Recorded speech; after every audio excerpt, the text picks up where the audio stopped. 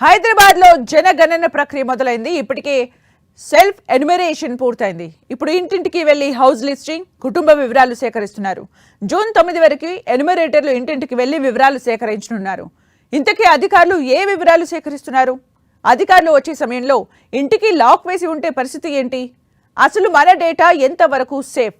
నగర ప్రజలకు బల్దియా బాసిచ్చే భరోసా ఏంటి? Let's watch.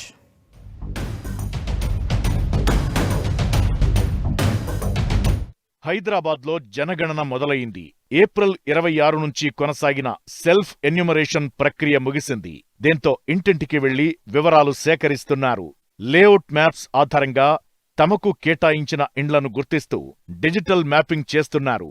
3 కార్పొరేషన్ల పరిధి GHMC, Cyberabad municipal corporation, Malkajgiri municipal corporation, cure పరిధిలో హౌస్ లిస్టింగ్ బ్లాక్లను సిద్ధం చేశారు అధికారులు.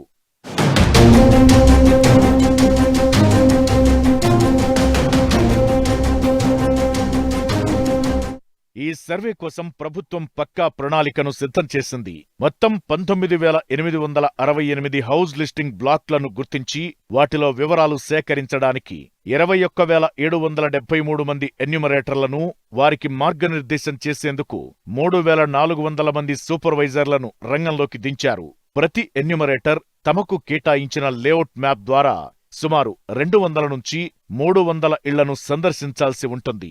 జూన్ 9 వరకు ఈ సర్వే కొనసాగనుంది.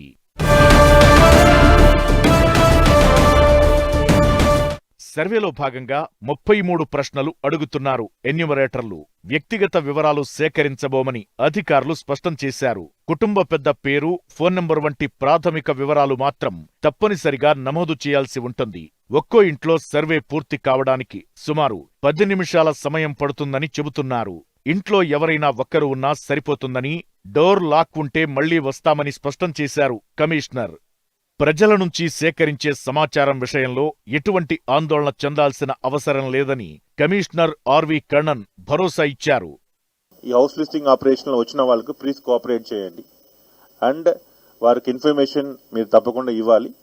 సెన్సస్ యాక్ట్ ప్రకారం it is mandatory to give information and మీ కలెక్ట్ చేసిన ఇన్ఫర్మేషన్ ని we will not disclose for any purpose. It will not be evidence in court. Will not give in RTI. మీ ఇంటి గురించి నేను అడిగానా, will not give in RTI.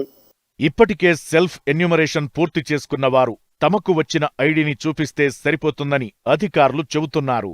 సేకరించిన సమాచారాన్ని పూర్తిగా మొబైల్ యాప్ ద్వారా డిజిటల్ రూపంలో నమోదు చేయనున్నారు ఎన్యుమరేటర్లు. నగరంలోని అన్ని రకాల భవనాలను ఈ సర్వేలో కవర్ చేయనున్నారు అధికారులు. నివాస గృహాలతో పాటు కమర్షియల్ బిల్డింగ్స్, హోటల్స్, హాస్పిటల్స్, కాలేజీలు, అనాథాశ్రమాలు కూడా హౌస్ లిస్టింగ్లో భాగం కానున్నాయి. ఒకే కిచెన్ ఉపయోగించే వారిని ఒక కుటుంబంగా పరిగణించనున్నట్లు అధికారులు తెలిపారు. సెన్సస్ ప్రక్రియను విజయవంతం చేయడానికి ప్రజలు సహకరించాలని అధికారులు విజ్ఞప్తి చేస్తున్నారు. గవర్నమెంట్ స్కీమ్స్ కి we will not use it as an opportunity to me eligible ineligible చేయడానికి కూడా ఈ హౌస్ లిస్టింగ్ లో ఉన్న డీటెయిల్స్ ని వాడము. Is only for census purpose, for creating know the status of the different house holds, ఎంతమంది ఉన్నారు, ఎలా ఉన్నారు, దానికోసమే ఇది హౌస్ లిస్టింగ్ చేయడం జరిగింది. ఇప్పటి వరకు నగరంలో కేవలం 1,27,000 మంది సెల్ఫ్ ఎన్యుమరేషన్ పూర్తి చేసుకున్నారు.